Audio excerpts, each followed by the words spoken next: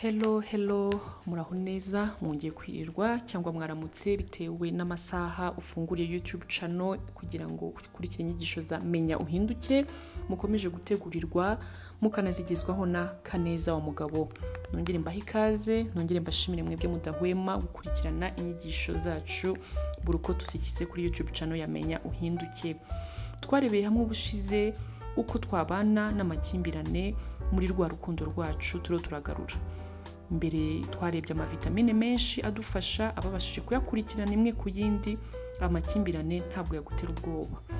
Rero twarebye ko hari abantu babiri amakimbirane aturukaho, hari uvuga ari wohereza igitekerezo cyangwa se ubutumwa ashaka kuvuga abwira umuntu umwe cyangwa benshi, iyo atabifitiye ubushobozi bikabyara amakimbirane. Uwo twaramurangije uwo muntu mu ncamake, ubu tugiye kureba noneho ubwirwa uburyo cyangwa se benshi babwirwa uburyo amakimbirane yaguturukaho, wowe wari uriho ubwirwa igitekerezo, wowe wari uriho ubwirwa ubutumwa runaka. Uyu nawe rero bimusaba ubushobozi bwo kubasha kumva neza ibyo yakira. Iyo afite ubujiji, ibyo yumva byose abisemura mu bujiji bwe, yajya gusubiza agasubizanya ubujiji bwe. Akenshi butera amakimbirane, birumvikana. Rero kumva nabyo bisaba ubwenge bwo hejuru. Iyo ubwirwa nawe abwirwa, bimusaba nanone kubanza kwiga neza ukubwira uwo ari we. Nkuko twabonye ko umuntu uvuga wa wundi twise sender, wa wundi twise ubimburira ikiganiro, kukubwirwa ni etape ya kabiri. Hari uvuga ni ubanza, hakaba ubwirwa. Noneho twabonye ko uvuga ari we bumburira ikiganiro aba agomba kureba senda abwira nde, uri mu kihe cyiciro. Rero ubwirwa nawe niko bigomba kumera, abagomba kureba uyu muntu uriho umbwira ni muntu ki, ni muntu ubarizwa mu kihe cyiciro, ukamwiga kugira ngo bize kugufasha uburyo usemura ubutumwa ariho arakubwira. Usibye ko ari byiza kwitoza kumva abantu bose kimwe, wabubashye iyo bakubwira. Aha rero reka nibande kuri rwa rukundo turagarura mu mwimerere warwo, ariko ni hahandi biranga bigakwira no muri rusange muri societe, aho waba ukora, abaturanyi bawe, ni ngombwa birarenga. Nta gihombo rero kibamo iyo witoje kubwirwa ukumva abantu bose babafashe kimwe, utavuze ngo nzajya numva abafite imyaka 100 gusa, ufite imyaka 2 ne kumwumva. Amakimbirane avuka kubwirwa bitewe n'iki? Icyambere, kwihutira gusemura ibyo ubwiwe muri wowe udafasha akanya na gato ngo usesengure, niba udahise usobanukirwa ugahita ufata icyemezo, ukemeza ko uko bivuzwe ariko biri kandi atari ko biri. Ahangaha byumvikane neza, kwihutira gusemura no kuvuga ngo hari umuntu ukubwiye ikintu, hari umuntu ubimburiye ikiganiro, avuze ijambo runaka cyangwa se guhaye igitekerezo runaka, avuze ubutumwa runaka. Noneho muri wowe, aho kujyana n'uwo muntu uburyo ariho aravuga ijambo kurindi, aho kumva neza igisobanuro ushaka kuza kubiha, uriho urihuta muri wowe, umeze nk'indege, kwa kundi indege haguruka, ahubwo namba n'indege. Indege igiye guhaguruka mu bantu babona, yaba ari mu mafilme cyangwa se bazigenzemo, ubona ko igenda gahoro, nyuma y'iminota runaka ikabona kugira umuriro, umuvuduko mu kirere. Rero niko twakagombye kubigenza iyo uganira n'umuntu wowe ubwirwa. Wakagombye ushyiramo ralenti, ukagenda gake, ucecetse, umureba mu maso, umwitegereza, wumva neza mbere yo guhita ushyiramo vitesse ugasemura uburyo ariho arakubwira, ukabanza ugasobanukirwa. Bituma uza gukora interpretation nziza ijyanye n'ibyo yakubwiraga. Kandi uramutse niba ibyo yakubwiraga nabwo utari urabisingira neza, kuko twasanze hari abantu batazi gutanga ubutumwa bwabo cyangwa se igitekerezo cyabo. Icyo gihe rero iyo utasobanuje urisemurira uko ubishaka, ariko wamusobanuza akaba yagusobanurira uko yari abifite muri we, ugasanga nta makimbirane abyaye. Murabizi ko mushobora kuba muganira muri babiri, nyuma wowe muri ugakora interpretation yawe, kandi atari ko uwakubwiraga we yari abyifitemo igihe yavugaga. Nyuma y'igihe runaka iyo ako kanya utabivuze, usanga ugiye wowe ukarakara, ukabyimba muri wowe, ukubaka amashusho runaka, nyamara mwazahura wamubwira uti yewe burya naje kurakara ibi n'ibi, akaba yaguseka cyane, akaba yavuga ati burya warakajwe n'iki, ntabwo ariko nari nshatse kuvuga, genda nishatse kuvuga gutya na gutya, yagusobanura ugasanga disi wazize kwihuta, wazize guhita ufata umuriro ugafatiraho muri wowe wisemurira. Icyo rero si ikintu cyiza. Mujye mureka iyo duteze amatwi tugende gahoro gahoro kuriya indege idahita ifatiraho. Nta ndege ibaho izamukira ku muvuduko wo hejuru.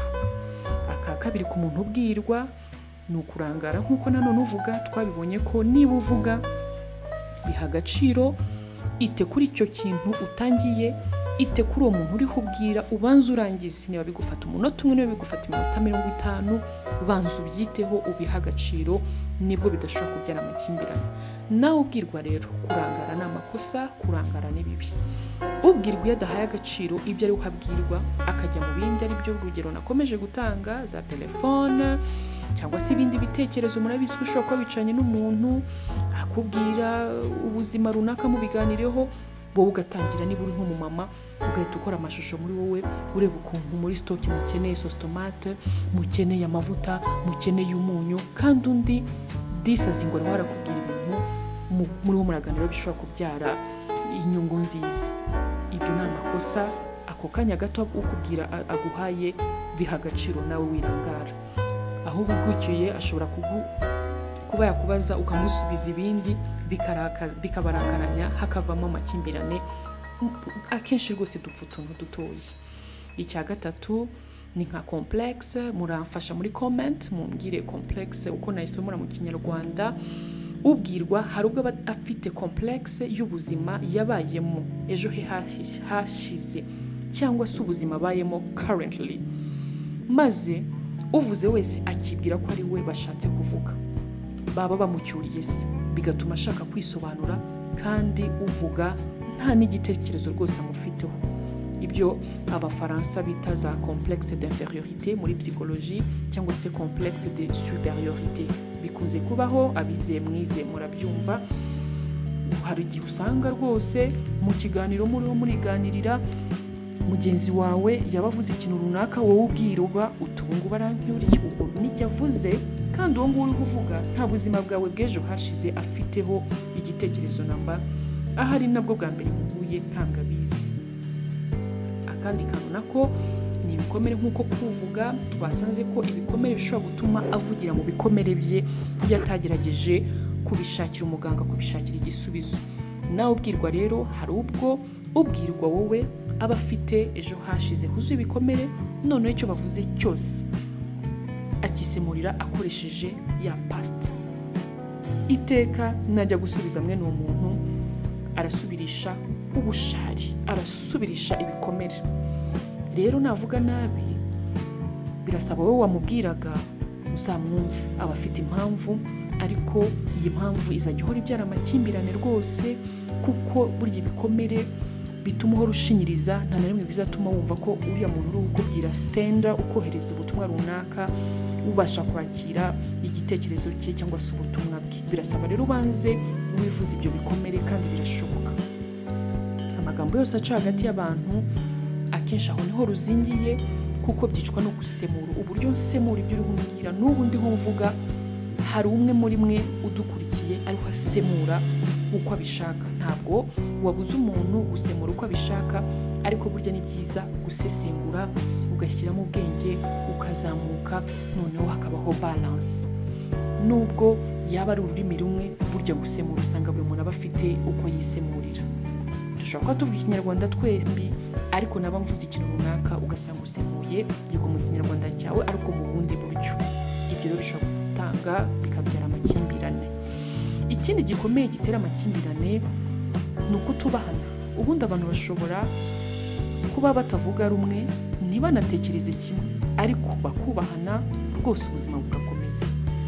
Tujya tubona iyo batumiye abantu kuri za televiziyo bari muri za debate kugira baganire ku bintu bitandukanye bibera mu gihugu n'imbere cyangwa ku isi muri rusange, umutumirwa umwe ashobora kuba afite uko abyumva, n'undi mutumirwa afite uko abyumva, bahanganye pe, ariko ikiganiro kigasoza nta makimbirane abaye. Bivuze ko uko wumva ikintu ni ukwawe, nanjye uko nyumva ni ukwanjye. Nubwo tutahuje uko tubibona kimwe, ntabwo bikwiye kubyara amakimbirane. Kubera iki? Kubahana. reka nubahe uko ufite uko byumva, nanjye ubaha uko mfite uko mbyumva, tubane dukomeze ubuzima bukomeze. Nk'urugero, ushobora guhura n'umushinwa ku muryango ahantu winjiraga nko muri supermarket mu isoko runaka, noneho mwahurira kuri uwo muryango muhageze mwembi uko muri babiri, wa mushinwa arashaka kwinjira, nawe nuko urashaka kwinjira, kandi ntimuvuga ururimi rumwe, wenda ni nawe wowe umunyarwanda wahamutanze. Ni ukuvuga ngo igitekerezo cyawe kikubwira ko ufite ukuri, wowe wa munyarwanda ufite uburenganzira, ufite ukuri ko kwinjira kuko niwe wahamutanze, niwe ugomba kwinjira, biragaragara mu kuri. Ariko se umwubashye amasegonda make ukamureka kinjira, wahinduka umunyu? Wapfa? Wasuzugurwa se? Ntacyo waba, ahubwo yanakwishima kandi ukaba umutoje discipline nziza utarushye, kuko yashakaga gukora ibyo ataharaniye, yaje nyuma yawe none ashaka kwinjira mbere yawe. Ntabwo ari byo. Yanavuga ati wow, abanyarwanda burya nifura, abanyarwanda ntabwo biyenza, ntabwo batiza akavuyo, yewe no mu byo bafitiye right, n'akantu gato cyane rwose. Ariko niwibwira uti reka mpangane nawe, hoya rwose tubyiganire muri uyu muryango, uraza gusanga bibyaye amakimbirane kuko ntimwumvikana mu rurimi. Aragira atya, atangira avuga ibye by'iwabo utumva, ugire ngo aragututse, nawe nuvuga uti have wa mugabo n'ijye ugomba kwinjirana gutanze hano, agire ngo uramututse, rubure gica, usange abasekurite baraje bigenze bite, kubera amasegonda. Yewe sinzi ko n'amasegonda 2 yagera umuretse umwitaje gato ngo ngaho injira nawe ukahita winjira. Akantu gato cyane. Erega ikintu kinini ni ensemble y'utuntu duto. Ikibazo kijya kuba kinini cyabyawe n'uduto twinshi. Mujya mubona burya mbuteyaje tubona mu muhanda, nta iriya ni conflict n'amakimbirane aturuka ku kantu gato. Hari umuntu umwe uba wanze gutanga inzira, bikagenda bikiyongera, hakiyongeraho wa kabiri, hakiyongeraho imodoka ya gatatu, hakiyongeraho imodoka kugeza zikabijana, rukabura gica paka police ize. Ako ni akantu gato.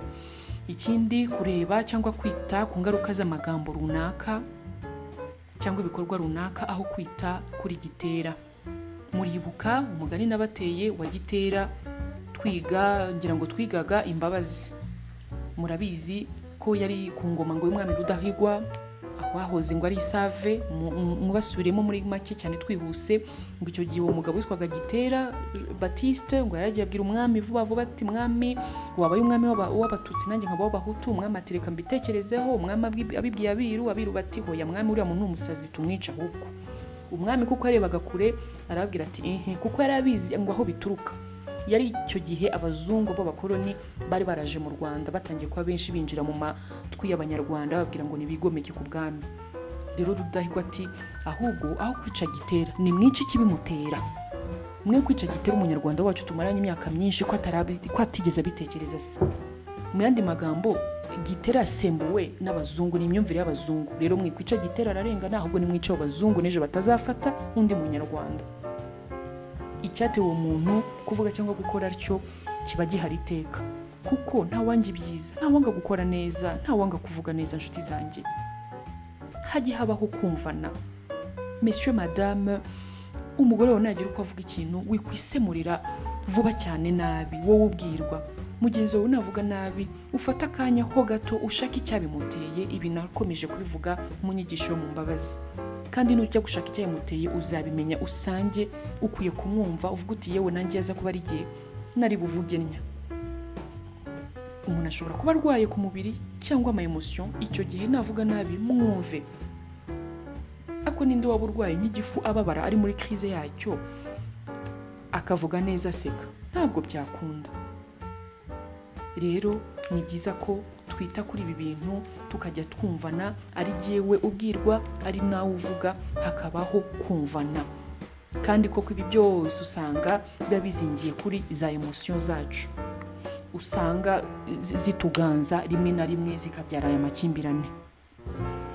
Rero usanga icyo navuga ngo ama emotion akuganza, noneho bigatuma mugenzi wawe wa wundi wavugaga we nta kibazo yari afite, ntaho yigeze agukomeretsa, ariko wowe ubwirwa. Utu tuntu twose utatwitayemo neza tugahita tubyara amakimbirane. Ni byinshi rero twareba, nitwe twizanira conflict, nitwe twibyarira amakimbirane ubwacu ku buzima bwacu bwa buri munsi, ariko icyo gihe birashoboka ko ibuye ryagaragaye ritakisha isuka, kandi birashoboka cyane. Conflict ziri ukwinshi, amakimbirane ari ukwinshi rwose, uretse nuko natinze kuri conflict y'abakundana gusa, ariko burya abazakora research muzasanga ngo aba psychologist nibo bavuga ngo conflict can be of many types, like verbal conflict ariyo turakomeza kwibandaho, religious conflict murabizi rwose ukuntu abisilamu bafite uko bumva ibintu, abitwa ko ari abakristo bafite uko bumva ibintu, ababuddhist bafite uko bumva ibintu, hakabaho za emotional conflict, amarangamutima yacu akunze kubyara icyo aya makimbirane nayo, ugasanga muri wowe hari ukuntu utishimye cyangwa se no kwishima cyane bikabije, erega bikaba byatera mugenzi wawe amakimbirane, bikabyara amakimbirane. Social conflict ni bisanzwe muri quartier, abantu guhora bashwana ngo nuko wenda umwana wo kwa kanaka yarwanye n'uwaherega ababyeyi bikabatera amakimbirane kandi abana bakinaga. Personal conflict nawe ubwawe hari ubwo wibyarira amakimbirane. Organizational conflict ni ngombwa ama companies rimwe na rimwe, yaba ari ama companies akora ubucuruzi, yaba ari ama companies akora ibintu bitandukanye, ntibibura kuko abantu buri gihe ufite uko byumva ibintu, nanjye mfite uko mbyumva.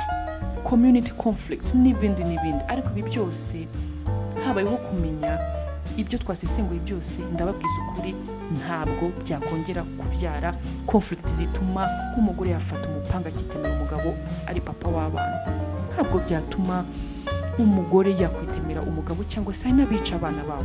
Murabizi izo nkuru ziba zikunze gucicikana hirya no hino. Niyo mpamvu hari umupsikologe watanze inama mu rurimi rw'icyongereza, aravuga ati igisubizo cyo kugira ngo hatabaho conflict ngo nuko habaho icyo twita, yaravuze ngo discussion is always a better and a wiser way to adapt rather than conflicts. Bishatse kuvuga ngo discussion, ibiganiro, uburyo uganira niyo nzira yonyine kandi yuzuye ubwenge mwabasha kuzana kuruta amakimbirane. Niba habaye akantu hagati y'inshuti yawe, wikabika, wigaceceka, mutumire, ubwira uti iki niki, ugisesembure neza utavuze muri bwa bwiru. Murabizi navuze ko arabona avugira mu bwiru, ubwira message nk'umugere, vuga neza weruye, iki niki ntabwo nagikunze, byandakaje, agusobanurire. Uraza gusanga ntabwo ubusobanuro uri bumwumve. Please twongere umwanya wa discussion muri couples zacu, twongere umwanya wa discussion muri organizations zacu, twongere umwanya wa discussion turi twenyine, turi mu ma churches hirya no hino ho duhurira. Bizadufasha kwirinda conflicts, kwidusenyera, kwirinda conflicts ko wafata umupango gatemo wabyaye, kwirinda conflicts ko yabageza kuri divorce. Ikindi gikunze kubyara amakimbirane na kamenyero, nongere nkagarukeho kuri ubwirwa. Ubundi kirazira kikaziririza kubana n'umuntu niyo mwamara n'imyaka igihumbi, ukamumenyera, ukirara, ugatangira kujya umubwira uko wishakiye, kumufata uko wishakiye ntabwo ari byiza. Niko kwa kubaha mba nkomeje kugarura kugira ngo ntitukirare tugakora amakosa. Niyo mpamvu abanyarwanda dufite umugani ugira uti ngo kamenyero yenze nyina. Ntabwo ari byo rwose, tujye tugerageza uko twatangiye tubimaintaining, ntacyo tuzaba. Ibaze aho kugira aho bavuga ngo mugani ngo kamenyero yenze nyina, umubyeyi wawe wamugezeho. That was too much. Urundi rugero ruto twihuse, abashakanye hanini iyo batangiye guhora muri conflict, aba ari umwe wamenyereye mugenzi we, nicyo kimenyetso. Ugasanga sheri wawe ntukimuhamagara sheri, ahubwo umuhamagara nk'abandi bose. Niba ari nk'umugabo witwa Evariste, ugatangira uti Evari nutawuza n'umugati, kandi imbere waravugaga honey, waravugaga my love, waravugaga shushu, byose urabizi. Evari ngwino nkubwire, niba uri umugabo madame wawe witwa Bernadette, uti Bernadette ngwino hano mukoropa ahantu. Ntabwo ari byo. Gahoro gahoro ejo nibyo bizatangira kuvamo amakimbirane, havuga tusigaye unca amazi. Ibyo rero ntabwo ari byiza, tubyirinde. Kumenyera umuntu ni ikintu cy'ibiteka, nabonye kibyara ingaruka mbi, yewe no mu kazi yo watangiye kumenyera birangira iteka nabi. Ngira ngo nawe ubwawe ntiwakwifuza kumenyerwa, niwimenyereza uyu mugani bizagufasha. Aho kuca gitera wica ikibimutera. Iteka ni haba akantu muri societe, muri couple, tujye twihutira kugenzura icyateye uwo muntu gukora ibyo bintu, tuganire. Umugore wawe n'ibiteka atahabwije atinze kandi ahora asaba amalift abantu bikabugutera amakimbirane, shaka ubushobozi mugurira imodoka cyangwa se reba uko bigenza kundi. None uragira ngo abigenza ate? Ubwo rero urugero ruto mba ngenda kugira twumve neza kurushaho, cyangwa se niba umugabo wawe ari umusinzi bidasanzwe bimwe bikabije, aho guhora mutongana, reba ikimutera guhora yumva yasinda, muganire. Ahari wasanga ari na kamere yawe wowe madamu abahunga, ariko muganiriye cyakemuka. Iteka rero kuganira bitanga umusaruro, bikazana amahoro, ukamenya aho byapfiraga. Murakoze cyane rero abakurikiye inyigisho za Menya Uhinduke, mukomeje gutegurirwa mukanagizwaho nanjye Kaneza wa Mugabo. Mbashimire cyane, kandi izi nyigisho mugerageze muzigeze n'abandi, ku bandi uwumva zigufashije zigeze ku bandi. Murakoze, murakarama. Ni Kaneza wa Mugabo.